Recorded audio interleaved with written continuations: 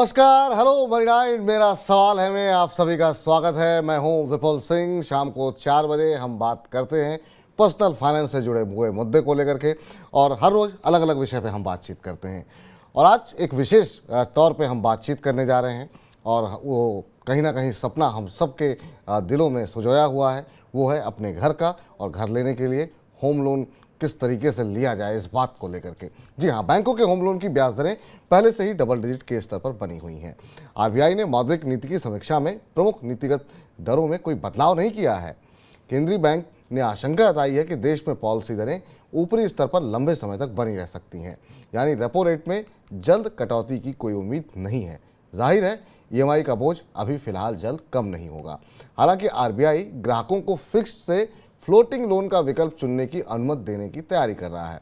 अब इससे क्या फ़ायदा होगा, और अगर आप होम लोन लेने की योजना बना रहे हैं तो फिर क्या करना चाहिए, फ्लोटिंग लोन का विकल्प चुने या फिर फिक्स का? इसी तरह के तमाम प्रश्नों के उत्तर देने के लिए हमारे साथ मौजूद हैं बैंकिंग एक्सपर्ट सुरेश कुमार बंसल जी।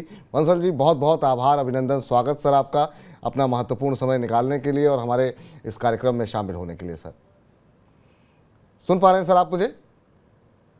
नहीं सुन पा रहे। चलिए, मैं कोशिश करते हैं हम अपनी टेक्निकल टीम से कि मतलब कि जल्द से जल्द आप तक आवाज़ पहुंचे। लेकिन आपको बता दें कि आरबीआई की जो मौद्रिक समीक्षा की नीति है वो हमने देखा कि आती हुई दिखाई दी, और उसके बाद से वहां पर वैसे तो कोई बदलाव नहीं किया गया है, लेकिन इन्फ्लेशन को लेकर काफ़ी सारे कंसर्न जताए गए हैं, और इस तरीके के इंडिकेशन मिलते हुए दिखाई दिए हैं कि फ़िलहाल जो है आने वाले समय में, आने वाले दिनों में आरबीआई जो हम लोग बातचीत कर रहे थे कि कटौती देखने को मिल सकती है FY24 में, अब तमाम एक्सपर्ट ये मान रहे हैं, खासतौर से जुलाई, अगस्त, सितंबर के जो आंकड़े आरबीआई की तरफ से इन्फ्लेशन के दिए गए हैं, उससे इस तरह के कोई संकेत नहीं मिल रहे हैं कि आने वाले समय में आरबीआई अपनी क्रेडिट पॉलिसी की दरों में कोई समीक्षा कोई कटौती करेगा। तो इसका असर सीधे सीधे मतलब ये है कि अभी फ़िलहाल आपको जो सस्ते ब्याज दर की बात है वो फ़िलहाल आप भूल जाइए। अब सवाल वही, जैसा कि हम कह रहे हैं कि महत्वपूर्ण सवाल यही है कि क्या आने वाले दिनों में अगर ब्याज दरें नहीं घटती हैं तो क्या होम लोन लेना भी चाहिए कि नहीं लेना चाहिए? आरबीआई ने जो एक विकल्प दिया है फिक्स से फ्लोटिंग का और फ्लोटिंग से फिक्स का, उसमें हम क्या कुछ कर सकते हैं, और इससे आम जो निवेशक है उसके लिए क्या कुछ फ़ायदा होगा, वो अपना घर कैसे खरीद पाएगा, इन्हीं तमाम पहलुओं को लेकर के हम बातचीत करेंगे। बंसल साहब हमारे साथ लगातार बने हुए हैं। बंसल साहब, अब आवाज़ मिल रही है आपको? बंसल साहब, सुन पा रहे हैं आप मुझे? बिल्कुल, बड़ी बिल्कुल सही आवाज आ रही है अभी। जी जी जी। तो आपको बंसल आ रही जी, है? जी आपको, आपकी आवाज़ आ रही है सर। आपसे जानना चाहेंगे सर, अभी महंगाई के जो नंबर्स देखने को मिल रहे हैं, आरबीआई ने अब इस तरह के इंडिकेशन दिए हैं कि फिलहाल कटौती जो है वो होने नहीं जा रही है।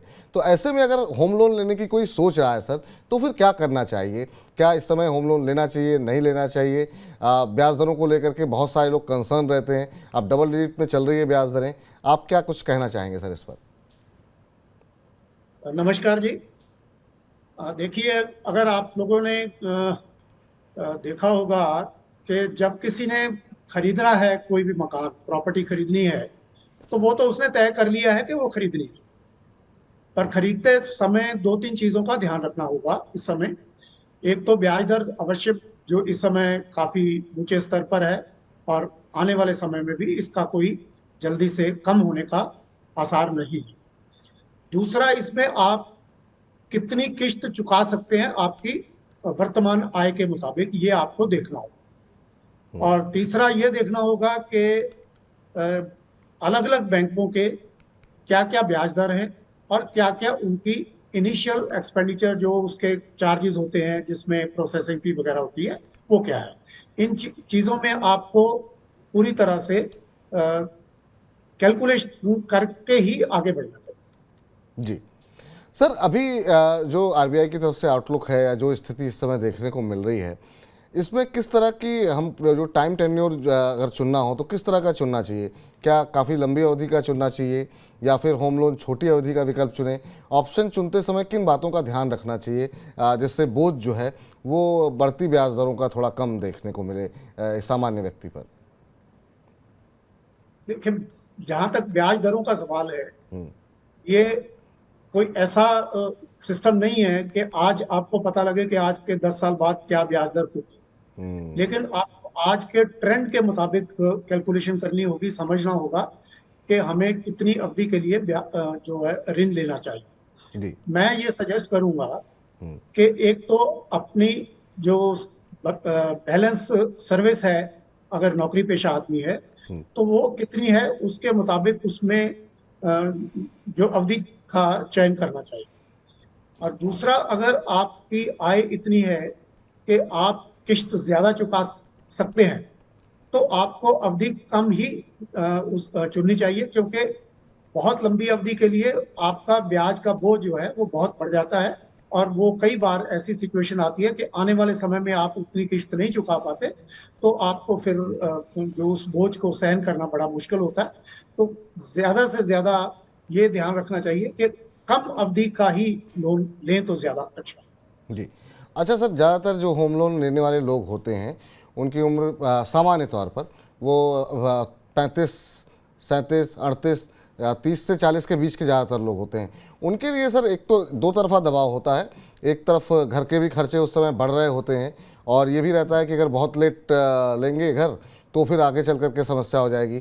तो उनको किस तरीके से, और सामान्य तौर पर ज़्यादातर लोग हम देखते हैं वो 20 साल का ही टेन्योर फिक्स बांध करके चलते हैं कि उनके ऊपर, ताकि उनके घर के खर्चे पर ज़्यादा बोझ ना पड़े। उनके लिए क्या कुछ सजेशन रहेगा सर आपका, क्योंकि इस तरह के सवाल बहुत सारे आते हैं हमारे पास, तो उनको अगर आपको सजेस्ट करना चाहें तो सर क्या स्ट्रेटजी होनी देखिए, चाहिए? आपने बिल्कुल सही कहा कि लगभग 20 साल का, क्योंकि 40 साल की आयु में अगर लोन लेते हैं, 60 साल की आमतौर पे रिटायरमेंट एज होती है, तो 20 साल का लोन सफिशिएंट है। लेकिन फिर भी बैंक जो है वो 60 साल से 70 साल की आयु तक का भी लोन दे देते हैं, जी। ताकि बहुत ज्यादा किश्त भारी ना बने। लेकिन लोन लेने वाले को ये सोचना चाहिए कि हम अपनी जो सर्विस के दौरान इसको लोन को रीपे कर सके तो ज्यादा बेहतर होगा, क्योंकि उसके बाद रिटायरमेंट के बाद वो बोझ, वो मोटी किश्त चुकानी बड़ी मुश्किल हो जाती बिल्कुल, है। ये तो काफ़ी उस हाँ काफ़ी जी, महत्वपूर्ण। हाँ जी जी, जी जी, कंटिन्यू कीजिए सर आप। जी।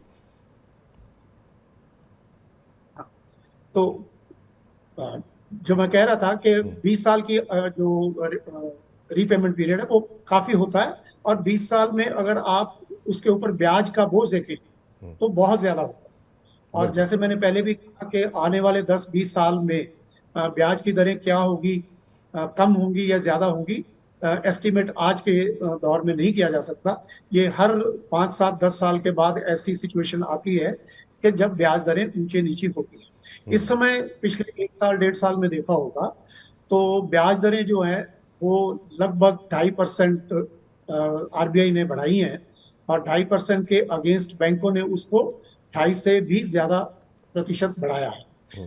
तो ये बोझ बढ़ रहा है, और आने वाले समय में जैसे कल ही मौद्रिक नीति आई है उसके जी। मुताबिक भी आपको ये समझना होगा कि आने वाले समय में भी इसमें कोई रिलीफ मिलने वाला नजर नहीं आ रहा। तो आपको आज लोन लेते समय जी। ये ब्याज दर का विषय जरूर अच्छी तरह से समझ लेना चाहिए। और इसमें जैसे नया प्रावधान करने जा भी रहे हैं, वैसे कई बैंकों का ऑलरेडी भी है कि फ्लोटिंग रेट ऑफ इंटरेस्ट और फिक्स्ड रेट ऑफ इंटरेस्ट, ये दो प्रकार का है। फ्लोटिंग में भी फ्लोटिंग और फिक्स्ड का एक मिक्सचर भी आता है। कुछ बैंक ऐसा करते हैं जी। कि 1 साल 2 साल या 3 साल के लिए फिक्स रेट कर देते हैं, लेकिन उसके बाद एकदम फ्लोटिंग पे जाकर के काफी हैवी रेट ऑफ इंटरेस्ट होता है, जो कि सहन करना मुश्किल होता है। तो ये बात भी ऋण लेने वाले को समझनी होगी कि मुझे ये बात बाद में जो तंग करे उसको आज ही समझ। तो फिक्स रेट में जी। ऐसा है कि जो रेट आज फिक्स हो गया वही रेट आपको पूरे लोन पीरियड के लिए देना होगा। भी ब्याज दर लगेगी। लेकिन फ्लोटिंग में जैसे जैसे रिजर्व बैंक रेपो रेट वगैरह चेंज करता है, उसके मुताबिक अलग अलग बैंक जो अपने अपने एमसीएलआर चेंज करते हैं, एमसीएलआर के मुताबिक ही बैंकों का फ्लोटिंग रेट ऑफ इंटरेस्ट बढ़ता या घटता है। बिल्कुल। तो आज की स्थिति में मैं ये समझता हूँ कि फ्लोटिंग रेट की तरफ नहीं जाना चाहिए। फिक्स रेट अगर कर लेते हैं तो आज अगर 8.5% या 9% किसी बैंक का ब्याज दर है, तो आपको भविष्य में 9% ही लगता रहे, 8.5% ही लगता रहे, तो वो एक सही विकल्प होगा मेरे जी। हिसाब से। ठीक। अब सर यहाँ पर अगला प्रश्न ये है सर कि अब चूंकि आरबीआई की तरफ से फ्लोटिंग से फिक्स्ड लोन में शिफ्ट होने की अनुमति देने की आरबीआई जो है वो तैयारी कर रहा है, कल इस तरह के इंडिकेशन हमें देखने को मिले। अब इसके लिए नया पूरा ढांचा ही बनाने की तैयारी चल रही है। इससे ग्राहकों को किस तरह से और कैसे ग्राहक जो है इसका फ़ायदा उठा पाएंगे?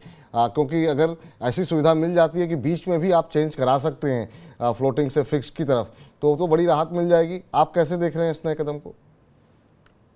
देखिए, अभी प्रावधान क्या करती है रिजर्व बैंक ऑफ इंडिया, ये देखने वाली बात है। लेकिन मैं ये समझता हूँ कि कई बैंक, पर्टिकुलरली प्राइवेट बैंक, ये विकल्प बदलने की जो होगी, प्रावधान होगा, उसमें कोई ना कोई चार्जेस लगाएंगे। तो वो चार्जेस कितने लगाएंगे वो भी देखने वाली बात होगी। वो अगर वही चार्जेस आपको इतने ज्यादा महंगे पड़ जाएं कि आपको फिक्स रेट या जो भी चेंज करना होगा उसका उल्टा नुकसान हो, तो कैलकुलेशन बहुत आवश्यक है।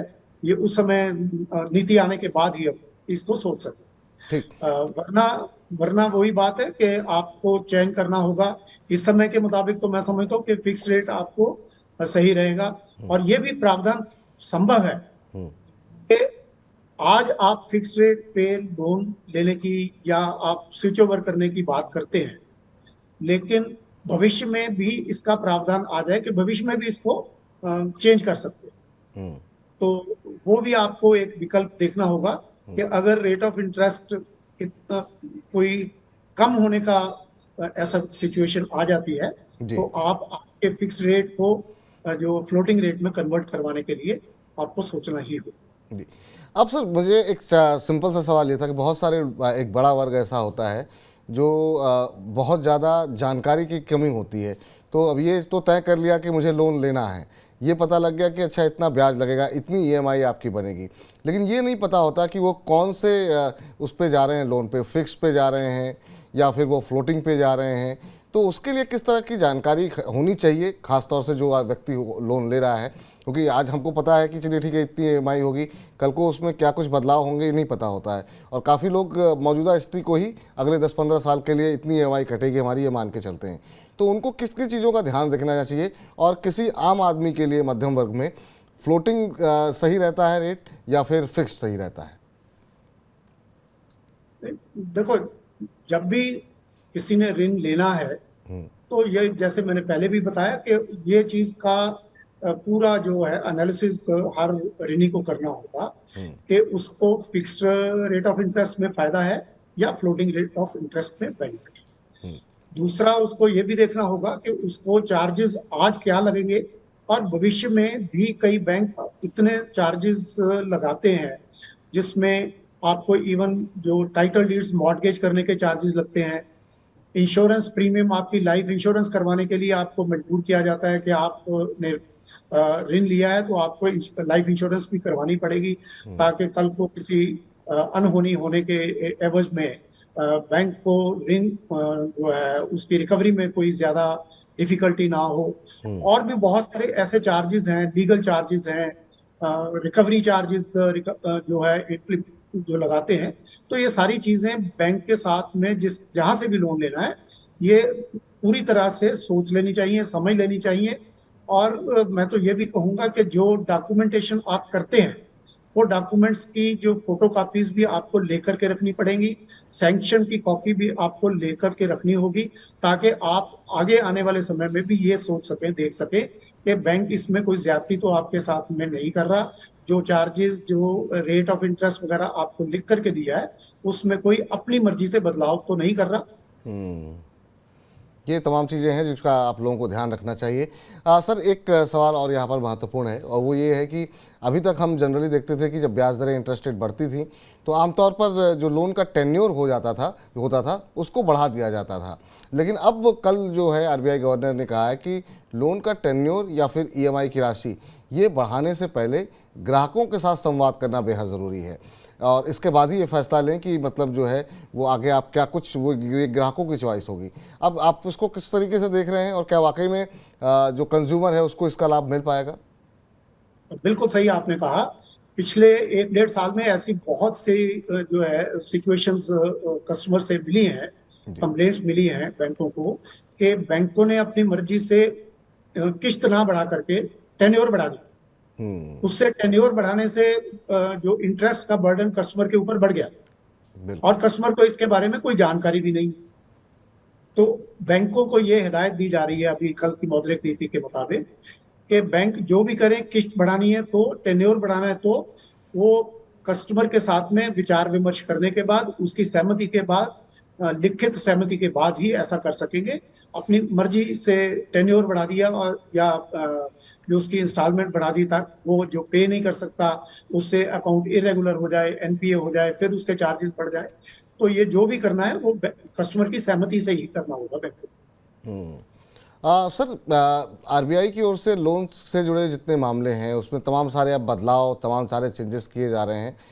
इसका ऑब्जेक्टिव आप क्या देख रहे हैं? क्या कुछ मकसद आपको दिखाई दे रहा है? और क्या आपको नहीं लगता कि इस तरह की सहूलियतें, इस तरह की बातें थोड़ी पहले से ही अगर होती तो ज़्यादा बेहतर होता ग्राहकों के लिए? बैंकों के लिए भी शायद इतना स्ट्रेस नहीं होता, एनपीए जिस तरीके से बढ़ते हैं। देखिए, बात तो आपकी बिल्कुल कहना सही है, लेकिन समय समय पर जैसे जैसे कोई नई चीजें आती हैं सामने, कोई शिकायत आती है, कोई समझ नहीं आती है, तो बदलाव तो आते रहते हैं। लेकिन ये बिल्कुल सही है कि जो भी चेंजेस करनी हो बैंकों को, तो वो कस्टमर के साथ सहमति के बाद ही करनी चाहिए। पिछले दिनों में जैसे ब्याज बढ़ाए हैं, जी। ब्याज बढ़ने से ये भी संभव है कि कस्टमर अपनी किस्त बढ़ाने की पोजीशन में है, लेकिन बैंक ने कस्टमर से सलाह मशवरा नहीं किया और टेन्योर बढ़ा दिया, और ये कस्टमर को मालूम नहीं है। तो कस्टमर की जो उसकी अपनी स्थिति थी कि वो ज्यादा किस्त दे सकता था बिल्कुल। और जो इंटरेस्ट का बोझ अधिक ना पड़े वो चाहता था, लेकिन बैंक ने पूछा ही नहीं, उसकी सहमति ली नहीं और वो काम कर दिया, टेन्योर बढ़ा दी। तो ये कस्टमर का नुकसान है, ऐसा होना नहीं चाहिए। कस्टमर की जो भी सहमति हो, तो किस्त बढ़ाना चाहता है तो उसको बढ़ाने की अनुमति दे देनी चाहिए। ठीक। अब सर, बहुत सारे हमारे मनी नाइन के दर्शक हैं जो कि अलग अलग माध्यमों से, सोशल मीडिया के माध्यम से और तमाम माध्यमों से हमें व्हाट्सएप के माध्यम से सवाल भेज रहे हैं। तो हम चाहेंगे कुछ एक सवाल भी उनके डिस्कस कर लिए जाएं। अमर प्रकाश जी ने हमें एक सवाल भेजा था, चंडीगढ़ से हैं, और इन्होंने अपने प्रश्न में लिखा है कि इन्होंने अभी एक फ्लैट की डील पक्की की है और इसके लिए 40 लाख रुपए का लोन इनको लेना है। अब ये कह रहे हैं कि मुझे अगर सस्ता लोन लेना है तो क्या करना होगा, और लोन लेने से पहले किन बातों पर ध्यान देना चाहिए, किन बातों पर गौर करना चाहिए? जैसा पूरी चर्चा में ये सामने मैंने बताया है जी। कि ब्याज की दर ब्याज की दर में फ्लोटिंग या फिक्स्ड, उसकी टेन्योर कितनी आप रख सकते हैं, आप किस्त कितनी दे सकते हैं, और अलग अलग बैंकों के जो शुरुआत के चार्जेस, जो लोन लेने से पहले, और उसके बाद के चार्जेस, जो लोन लेने के बाद खास तौर पे प्राइवेट बैंक बहुत ज्यादा चार्जेस लगाते हैं। ये सारी चीजें मद्देनजर रख के और बैलेंस करके अलग अलग बैंकों की, आजकल तो गूगल पे बहुत कुछ मिल जाता है, अलग अलग बैंकों के चार्जेस भी आपको घर बैठे ही मिल जाते हैं। तो आप इनमें तुलना करके, बैलेंस करके, सबसे बढ़िया आपको कौन सा लगता है, उसके बाद ही आपको ये ऋण किस बैंक से लेना है, कितना लेना है, किस अवधि के लिए लेना है, और कौन से फ्लोटिंग या फिक्स्ड रेट ऑफ इंटरेस्ट पे लेना है, ये आपको तय करना है। जी। चलिए, अब आगे बढ़ते हैं, अगले दर्शक के पास चलते हैं, उनका जो प्रश्न है वो डिस्कस कर लेते हैं।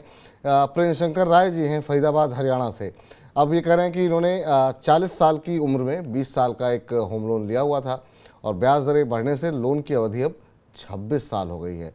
इस बारे में बैंक ने मुझसे कोई सहमति नहीं ली। इस तरह मेरे रिटायरमेंट के 6 साल बाद तक मुझे होम लोन चुकाना है। ये लोन तय अवधि में ख़त्म हो जाए, इसके लिए मुझे क्या करना चाहिए?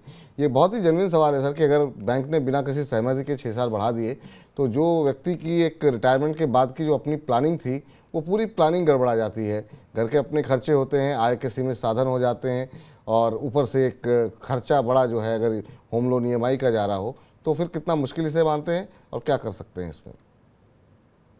देखिए, अगर ये जो सज्जन है जी। इस पोजीशन में है कि बढ़ी हुई इंस्टॉलमेंट, अगर वो 60 साल की आयु तक ही तय जो उसकी रिकवरी है, रीपेमेंट है, करना चाहते हैं और किस्त उनकी दे सकते हैं, तो उनको इस बारे में बैंक के साथ में बात करनी चाहिए कि मेरी अवधि ना बढ़ा करके 60 साल की आयु तक ही रखी जाए और मेरी किस्त बढ़ा दी जाए। अगर बैंक इस बारे में सहमति ना दे, आपकी बात नहीं माने, तो आपको बैंकिंग ओम्बड्समैन के पास जाने का पूरा अधिकार है। मैं समझता हूं कि इसमें आपको अवश्य ही सफलता मिलेगी और बैंक को हिदायत दी जाएगी ओम्बड्समैन की तरफ से कि आप इसको जो है 60 साल की आयु तक की रिकवरी के लिए इंस्टॉलमेंट जो फिक्स करें, ताकि और जिसमें कस्टमर की सहमति। और अगर बिल्कुल ही नहीं कुछ भी होता तो फिर आपके लिए एक दूसरा जो प्लान है वो ये है कि आप इस लोन को किसी दूसरे बैंक के पास ले जा सकते हैं। उसमें रेट ऑफ इंटरेस्ट वगैरह का फिर वही जो आपको देखना होगा जी। कि क्या आपको किसी किस्म का नुकसान तो नहीं है। तो आप उसमें टेन्योर जो है वो अपनी 60 साल की आयु तक का ले सकते हैं।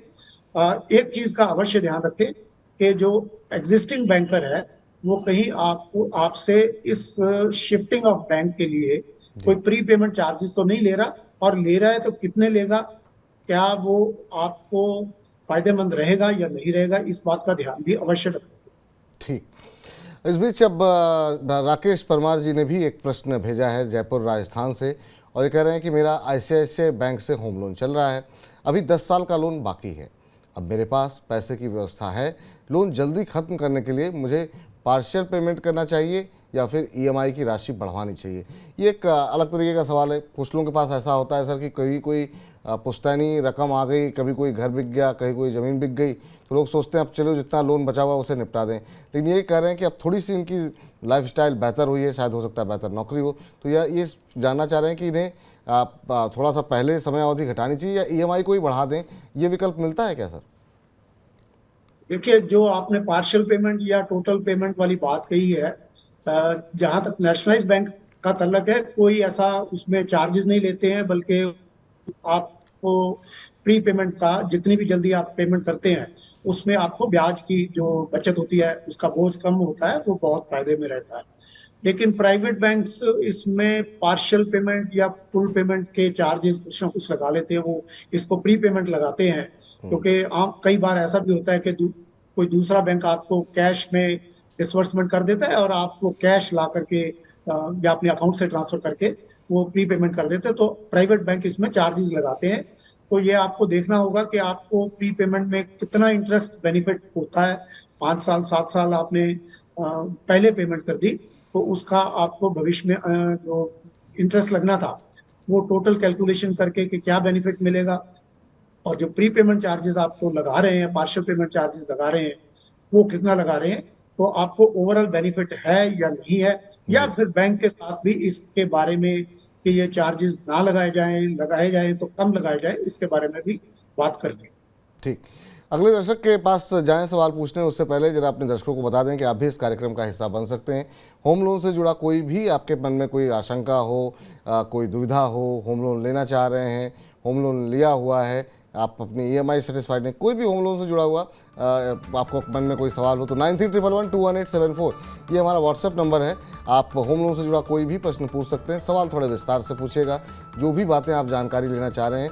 और हमारे साथ बंसल जी बहुत ही विस्तारपूर्वक, बहुत ही धैर्यपूर्वक जो है आपके सभी तमाम प्रश्नों के उत्तर दे रहे हैं, तो आप अपने प्रश्न जो है वो हमें व्हाट्सएप के माध्यम से भेज सकते हैं।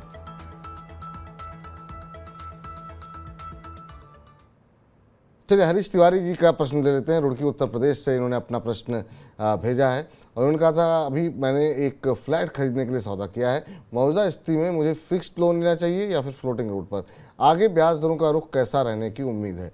तो घूम फिर के सर बात तो उसी के इर्द गिर्द घूम रही है। लोग यही जानना अभी भी चाह रहे हैं कि आखिर में कैसे चुना जाए, सही तरीका क्या हो सकता है।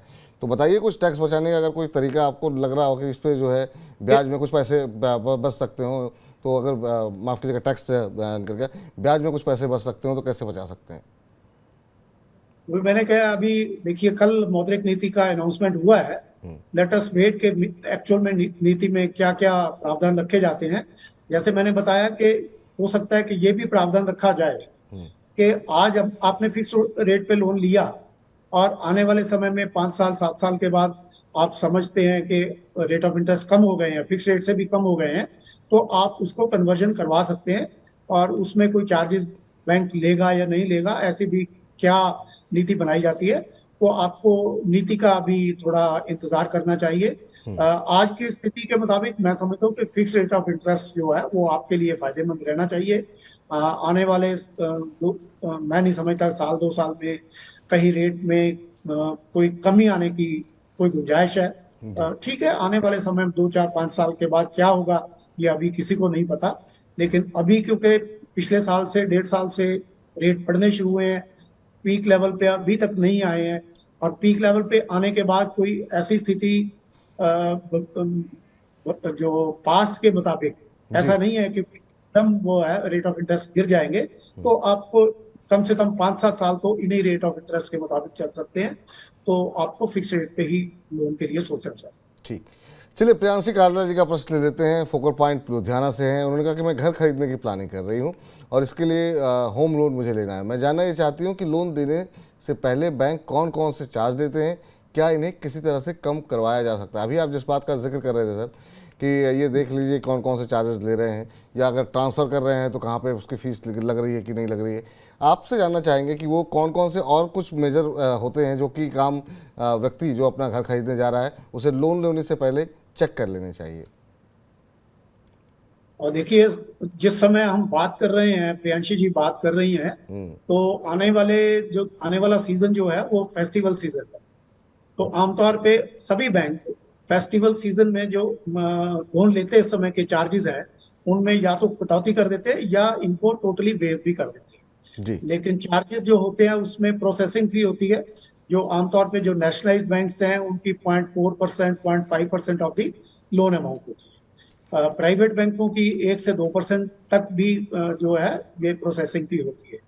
इसके अतिरिक्त डॉक्यूमेंटेशन चार्जेस होते हैं, जो आप डॉक्यूमेंट्स भरते हैं उसके चार्जेस लेते हैं। इसके अलावा लीगल चार्जेस आपसे बैंक लेता है। अगर फ्लैट खरीदने की बात करते हैं, कोई पुराना फ्लैट है तो उसकी वैल्यूएशन भी बैंक करवाता है, तो वैल्यूएशन फीस भी बैंक चार्ज करता है। तो ऐसे कई किस्म के चार्जेस हैं जो आमतौर पे बैंक पहले लेता है। सिबिल चार्जेस भी कई बैंक लेते हैं। सिबिल के अलावा आपका जो मैंने पहले बताया कि आपने लोन लिया, जो टाइटल डीड आपको मिला, वो टाइटल डीड मॉर्गेज करने के चार्जेस कई बैंक लेते हैं, खासतौर पे प्राइवेट बैंक लेते हैं। मॉर्गेज के अलावा एक सरसाई होता है। सरसाई जी। एक गवर्नमेंट का एक पोर्टल है जहाँ पे कोई भी प्रॉपर्टी जो मॉर्गेज रखी गई है उसका एक एंट्री जो है उस पोर्टल पे कर दी जाती है, ताकि पब्लिकली किसी को भी सर्च करना हो तो पता लग जाए ये प्रॉपर्टी ये वाली बैंक के पास में ऑलरेडी मॉर्गेज है, तो उसके भी चार्जेस एडिशनल लेते हैं। तो ये सारी चीजें आपको लोन लेने से पहले देखनी चाहिए कि कौन बैंक ले रहा है, कितने पैसे ले रहा है और कौन नहीं ले रहा है। ठीक। अभय वर्मा जी पटना बिहार से कह रहे हैं मैंने एक हाउसिंग फाइनेंस कंपनी से होम लोन लिया था और अब 12% का ब्याज मुझसे लिया जा रहा है। क्या मुझे वो लोन किसी बैंक में ट्रांसफ़र करा लेना चाहिए? बैलेंस ट्रांसफ़र से पहले किन बातों का ध्यान रखना चाहिए? तो ये 2 महत्वपूर्ण सवाल इनके हैं सर। सबसे पहले तो इनको यही देखना होगा कि आपको क्या आपके डॉक्यूमेंट्स उस बैंक के पास में पूरे हैं, क्योंकि कई बार ऐसा होता है कि प्राइवेट बैंक्स कुछ डॉक्यूमेंट्स की कमी में भी लोन कर देते हैं और उसका जो भरपाई वो हायर रेट ऑफ इंटरेस्ट लगा करके करते रहते हैं। तो आप अगर किसी नेशनलाइज्ड बैंक वगैरह में शिफ्ट करना चाहोगे तो वो डॉक्यूमेंट्स के अगेंस्ट, टाइटल डीड्स के अगेंस्ट क्या आपको दूसरे बैंक से लोन मिल भी पाएगा या नहीं। चलो ये मान भी लिया कि लोन मिल पाएगा, तो आपको ये एनबीएफसी जिससे आपने लोन लिया हुआ है, ये आपको pre payment charges, partial payment charges, full payment charges वगैरह के क्या लगाएंगे, आपको सैंक्शन में क्या लिख के दिया हुआ है, आपने क्या सैंक्शन की कॉपी ली थी, उनसे ये सारी वार्तालाप करना होगा आपको। उसके बाद नए बैंक में जहां भी जाना है उसमें बैंक क्या चार्जेस लेगा, वो भी प्रोसेसिंग फीस लेगा, वो भी आपके पास से डॉक्यूमेंटेशन चार्जेस लेगा, लीगल फीस लेगा। तो ये सारी चीजें आपको बैलेंस करनी होगी। फिर ब्याज वो क्या लेगा और कितने पीरियड का टेन्योर का आपको वो लोन मिलेगा, उसमें आपको बेनिफिट है या नहीं है, तो ये चीजें आपको कैलकुलेट करनी। तो ये चीज़ें आपको जो है कैलकुलेट करनी होंगी। सर समय की थोड़ी सी कमी है तो अब चलते चलते एक आखिरी सवाल आपसे जानना चाहेंगे कि इन तमाम चीज़ों के अलावा और कौन सी महत्वपूर्ण चीज़ें हैं जो आपको लगता है कि एक जो घर का ग्राहक खरीदने वाला है उसको ध्यान रखनी चाहिए, ख़ासतौर से होम लोन लेते वक्त? कौन कौन से डॉक्यूमेंट्स, कौन कौन सी चीज़ों को उसे चेक कर लेना चाहिए और होम लोन लेते समय किन बातों का ध्यान रखना चाहिए? चलते चलते 2-3 पॉइंट्स अगर आप बता दें तो हमारे दर्शकों के लिए काफ़ी जो है लाभकारी होगा। देखो, जहां तक बैंकों का सवाल है, सारी चर्चा हमारी इसी पे केंद्रित रही है कि हमें बैंकों का ब्याज दर, फ्लोटिंग रेट ऑफ इंटरेस्ट या fix rate of interest, tenure कितनी होगी, और भविष्य में उसकी कन्वर्जन चार्जेस वगैरह या प्री पेमेंट चार्जेस वगैरह कैसे लगेंगे, ये चीजें तो अवश्य देखनी है। जी। अच्छा, जो अभी मैंने चर्चा की थी कि इंश्योरेंस, लाइफ इंश्योरेंस की बात हम्म। मेरा व्यक्तिगत राय ये है जी। कि इसमें आपको केवल एक बार किस्त देनी होगी। हम्म। आपके पूरे लोन टेन्योर के लिए एक बार किस्त देनी होती है। आपका full life insurance full term होती है, और in case of any miss है जी। आपको या आपके मतलब वारिसों को वो लोन नहीं चुकाना होता, और बैंक ये सारा loan amount, outstanding loan amount है, वो इंश्योरेंस कंपनी से रिकवर कर लेता है। तो ये सही मायनों में मेरी व्यक्तिगत राय में ये है कि जी। ऐसा जो है इंश्योरेंस ले लेना चाहिए। इसमें लाइफ इंश्योरेंस तो वैसे भी है, हम्म। तो आप करवाते हैं तो ये करवा लें तो बहुत अच्छा एक आपको सेफ्टी मेजर है। जी। अवश्य आपके लिए अच्छी बात है। जी। बंसल साहब, बहुत बहुत शुक्रिया, बहुत बहुत धन्यवाद हमारे तमाम दर्शकों को के प्रश्नों के उत्तर देने के लिए, बताने के लिए कि अगर आप कर्ज लेने के लिए सोच रहे हैं तो किन महत्वपूर्ण बातों का ध्यान रखना चाहिए। तो बहुत बहुत धन्यवाद सर, अपना महत्वपूर्ण समय देने के लिए। तो धन्यवाद, फिलहाल धन्यवाद। हमारी इस खास पेशकश को अब यहीं पर समाप्त करते हैं, लेकिन हर रोज़ हम अलग अलग विषयों को लेकर के शाम को 4 बजे पर्सनल फाइनेंस से जुड़े मुद्दों को लेकर के आते हैं। आप भी जुड़िए हमारे साथ, और अगर शेयर बाज़ार से जुड़ा कोई सवाल है तो दोपहर 1 बजे हम हर रोज़ आपसे शेयर बाज़ार से जुड़े हुए मुद्दों पर बातचीत करते हैं।